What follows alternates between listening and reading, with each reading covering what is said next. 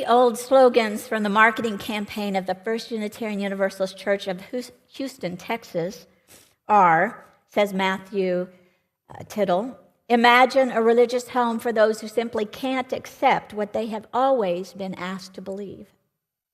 Imagine a religion where inspiration comes from not one, but many spiritual sources. Imagine a religion where people of different beliefs worship or speak of that which has importance as one faith.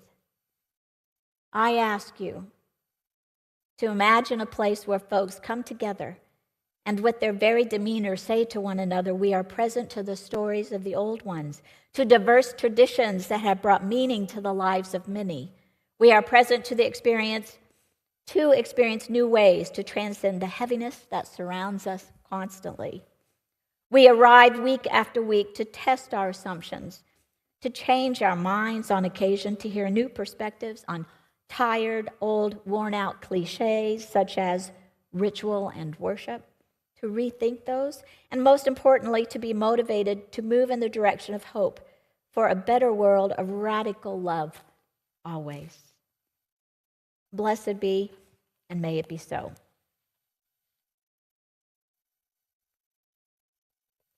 The UU Reverend Darcy Lane shared this story one Sunday. She said, way back when I was little, the school kids were so relentless in dividing their classmates into those who were in and those who were out, those who were cool and those who had cooties. Probably you learned too at some point in your life what it's like to be on the outside looking in. I think it might have been then, she said, that my heart knew it was Universalist, that I just couldn't feel satisfied, couldn't feel safe, even if I made it to the inner circle, knowing that other folks were left out of the circle. She said, by the time I was growing up at UU in the 70s and 80s, our Universalism had expanded beyond Christianity to include the wisdom of the world's traditions. But when we talked about Jesus, he was spoken of as a great ethical teacher and a community organizer. He was spoken as a teacher. And that Jesus, the Jesus of the Gospels, he always seemed to be with the outsiders. In fact, he told the stories of the 99 sheep that he left so that he could find the one lost sheep. She said, that spoke to me. I sure wanted to feel like someone would come find me if I was lost. And frankly, I get lost a lot. Lane talked about Universalism and its radical approach to inclusivity. She continued, the early Universalists were distinguished from their orthodox Christian neighbors by their belief that everyone would be reunited with God after death. In the early 1800s, most Christians of other denominations believed that only a few select people would go to heaven and the rest would spend eternity in hell. The Universalists believe that we suffer for our misdeeds in this life rather than the next, and that the way to be happy in this life is to do good. Universal salvation meant that God loves everyone equally, and that we should too. Most of us in this room and on Zoom know how hard it is to love universally. That adage about affirming the worth and dignity of every person, that's difficult. I mean, when the news is on and some politicians appear, I can't even stay in the room, so I admit it.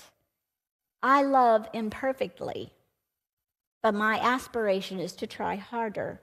Our human capacity to love is imperfect. After all, it is partly so because of the fact that we are human and we are flawed. It is a fact. And dear ones, it is not just in these times. Look at history, and you will see thus has it always been. British physicist and avowed atheist Stephen Hawking said, we spend a great deal of time studying history, which, let's face it, is mostly the history of stupidity. I won't argue. Therefore, let us commence with our study of our UU lineage, which explores both the great glories of our ancestry of faith and the foibles of it. A young UU once said to me, religion is all about birth and death. where you been and where you going, along with how... Hello. You might want to silence your phones. It happens to all of us, perfectly flawed, remember? So, along with how a person should love in the breathing years, I would say, who could disagree with that young person's statement? So, as I stated earlier, I intend to share the glories and the foibles of our cherished tradition.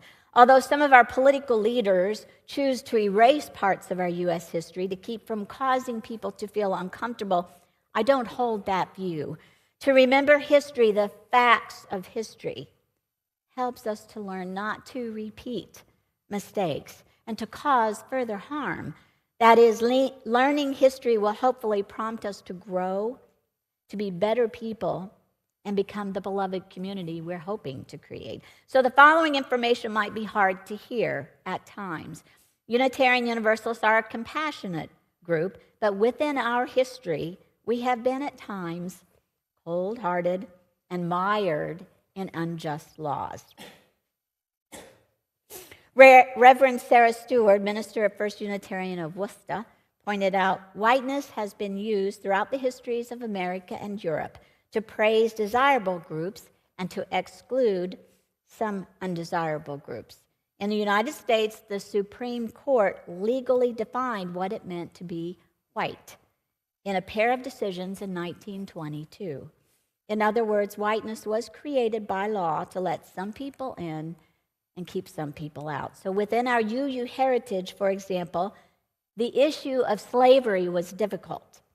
Most Universalists in the North were opposed to it, but knew that if they condemned it publicly too harshly, they might alienate their Southern brethren and split the denomination.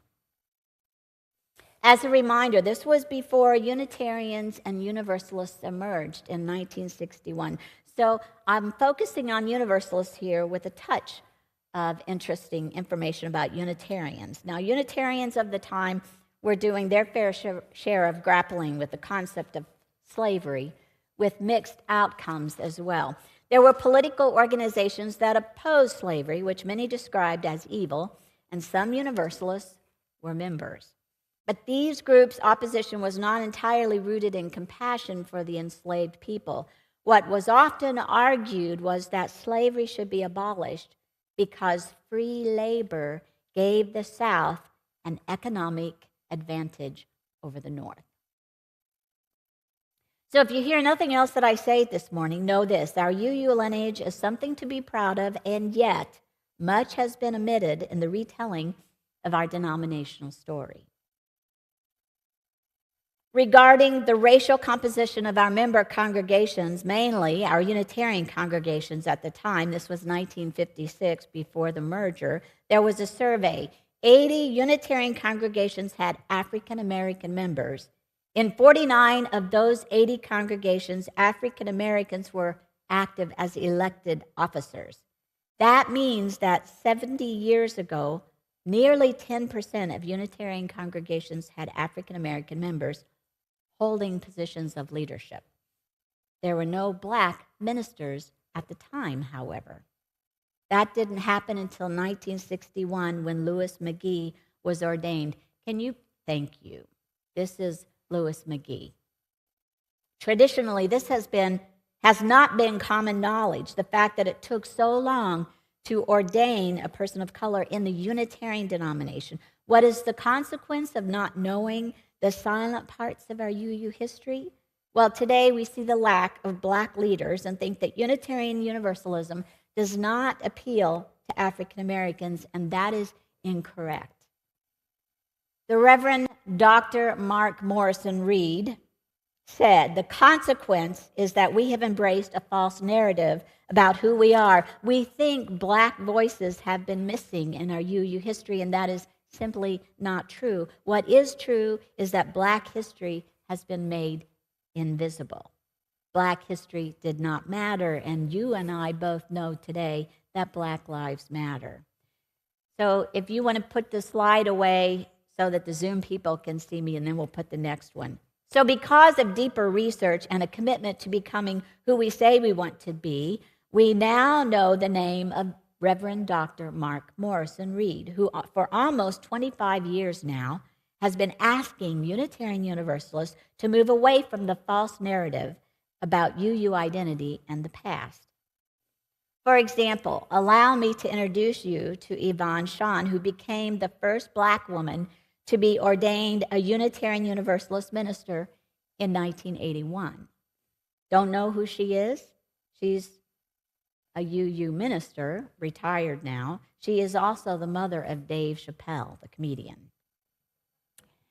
All right, slide number 5. Although not ordained as clergy, there was Universalist Frances Ellen Watkins Harper, the poet who wrote, and I think it's really good for us to remember this, we are all bound up in one great bundle of humanity, and society cannot trample on the weakest and the feeblest without receiving the curse of its own soul.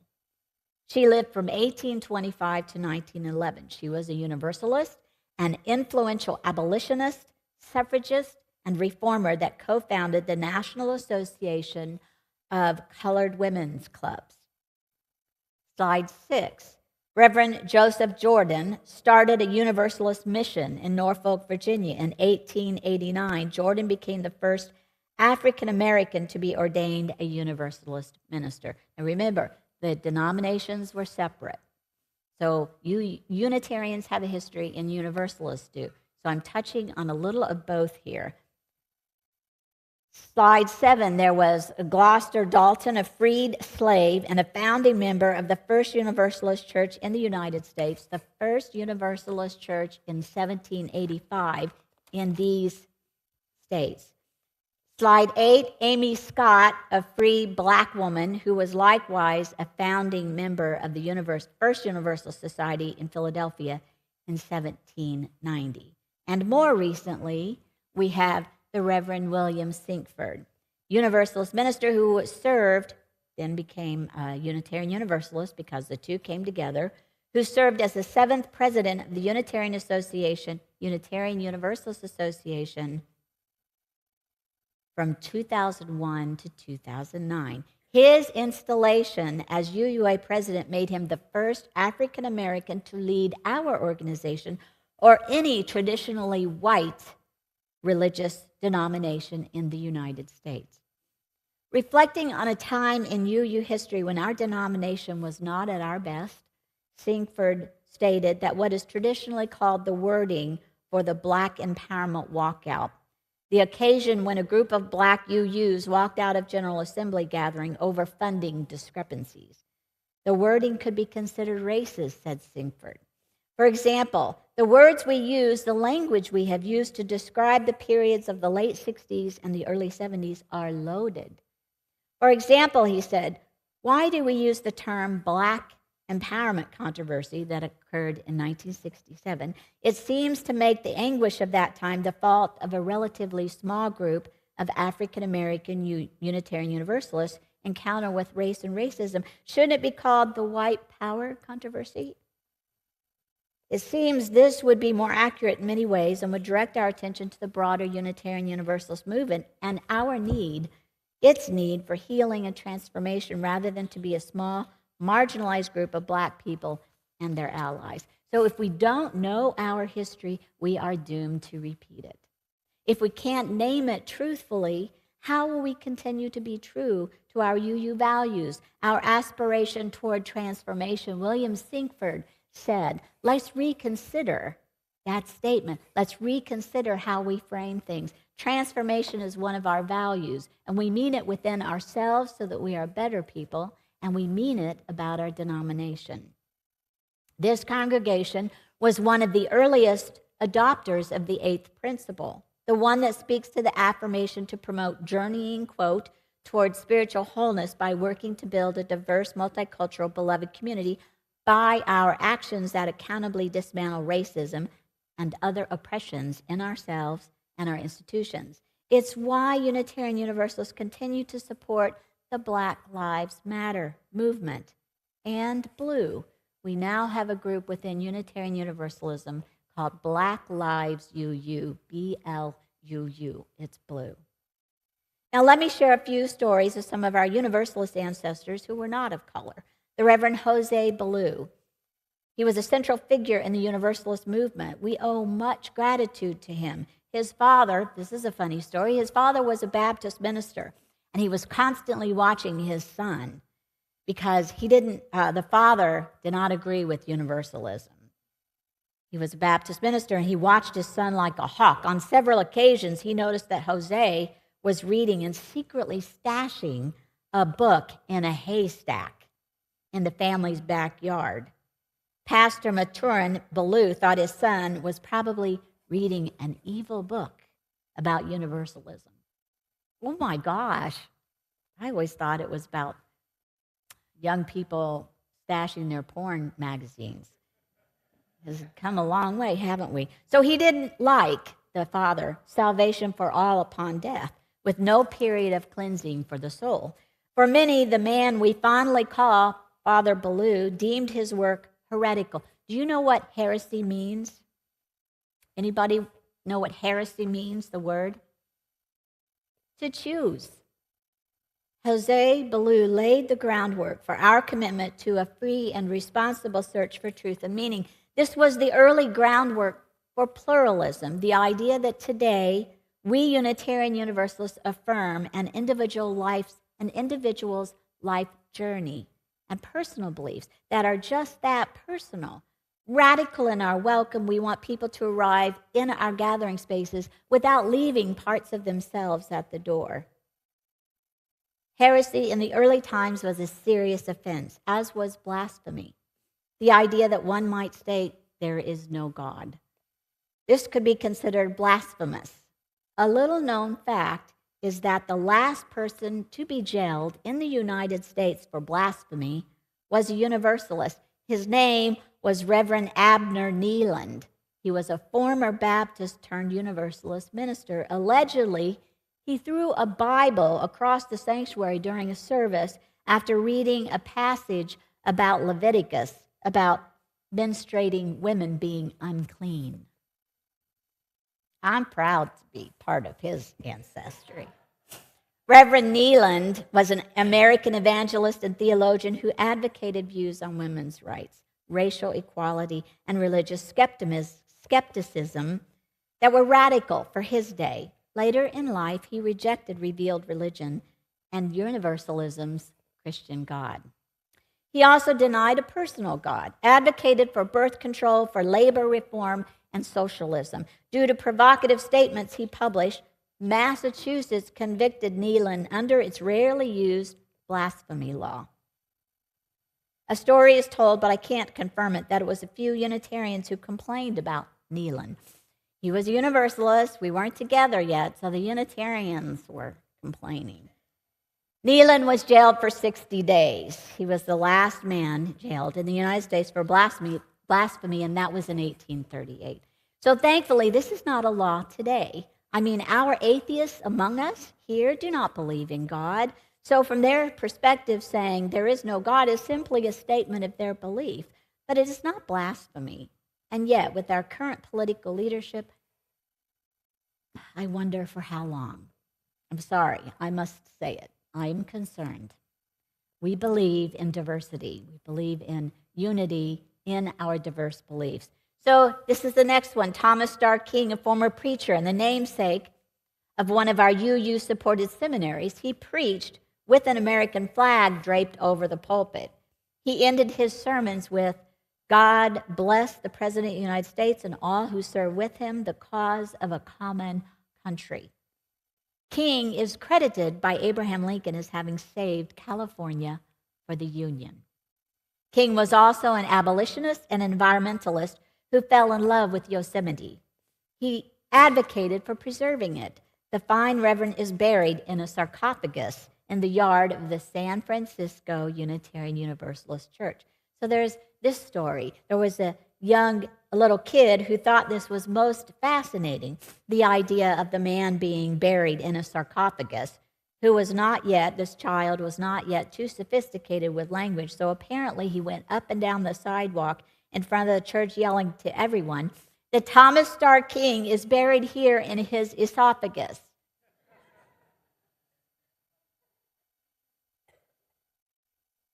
I was at a rally for workers' rights. I sensed a young woman standing behind me. Out of the corner of my eye, I noticed her. Eventually, I straightened my stole that was blowing in the wind, and I introduced myself. She looked at my stole, and then she looked at my face, and she said, "I'm sorry for staring, but are you really a minister?" I've never seen a woman minister before. In my second year of ministry, all those years ago, I became very aware that it was still outside the norm for a woman to speak from the pulpit. I'm very aware and extremely grateful for the women who came before me. There was Reverend Olympia Brown, who was the first Universalist woman to be ordained by a denomination on June 25th, 1863. Can we have a slide for Reverend Olympia Brown? She was denied entry into seminary because she was a woman, but she persevered and finally graduated from Antioch College in Ohio. By the way, the first president of Antioch College was Horace Mann, a Unitarian. Antioch opened in 1852. Olympia Brown was a suffragist and one who was able to vote after the ratification of the 19th Amendment in 1920. Other important Universalists, women in the fight, were Judith Sargent Murray. She was a writer and an advocate for women's rights. Murray is best known for her essay on equality of the sexes. Mary Livermore was a Universalist minister and a social reformer. She was also prominent in the abolitionist movement. Effie McCollum Jones was another Universalist and a suffragist, as was Lydia Ann Moulton Jenkins. So for some of the pain for the backward laws recently adopted in these United States, it is because I realized our UU ancestors struggled for years for the rights of women. In December, after the election, someone who was well-meaning said to me, I know they love me, and said this, so the outcome of the recent election is not a personal affront to women. And yet, I'm steeped in the patriarchal mess and mud that is where we are now in our society, where anyone who is not a white man is considered less than. And yes, it makes me angry. And I do take it as a slap in the face because I know how much our UU ancestors fought for unity, equity, dignity. I'm furious and upset because I'm aware of those who came before me and fought for the rights of all people, not just some of us. So early Universalists believed that the divine has a capacity to love, to be prompted by something, some force, some impulse that is bigger than any human capacity, including my own. The God, the mystery, the miraculous unknown, the universe's ways that I cherish can hold it all. Whether you believe in God or not, because today's Unitarian Universalists are diverse in our beliefs, hence the word pluralism, we know that we are part of something bigger than ourselves, which points directly in the direction of that interdependent web of life. Reverend Darcy Lane said, the spirit of life dwells in every living thing. Moss and trees, squirrels, and yes, slime, and mold, and vampire bats, and fungus. All of it is sacred, she said. This moment in history is a moment where our UU message is needed. As our culture grows more and more diverse, reinforcing divisions also by party and religion and all the things, as if more dividing was better and that more dividing will make us flourish. No, our way forward, the way we help heal the world, will not be through theological debate, but through love. And I will add perseverance and patience. Patience, for me, is my biggest challenge. I don't know for you. But during a recent interview by a CBS representative who asked a question to Billy Porter, the actor in the Cabaret Kit Club in New York City, he said that regarding societal change, his grandmother said, God's delay is not God's denial. Although I'm more a proponent of Eastern traditions personally, rather than as a theist, I'm going to embrace Porter's grandmother's words. Through all the actions of care and connection, as we reach deeper for personal and societal growth, To see the sacred in all the nooks and crannies of the world, we Unitarian Universalists must believe, as our ancestors did, that there is something bigger than division that is sitting there, that is nurturing, that is holding and helping us. The UU Reverend Peter Spillman Rabble said, "We build on foundations we did not lay. We warm ourselves by fires we did not light. We sit in the shade of trees we did not plant. We drink from wells that we did not dig. May it always be so. This is as it should be. Together, we are more than anyone can be alone. Together, we can build across the generations. Together, we can renew our hope and faith in the life that is yet to unfold. Together, we can heed the call to the ministry of care and justice. May it be so. May it be so."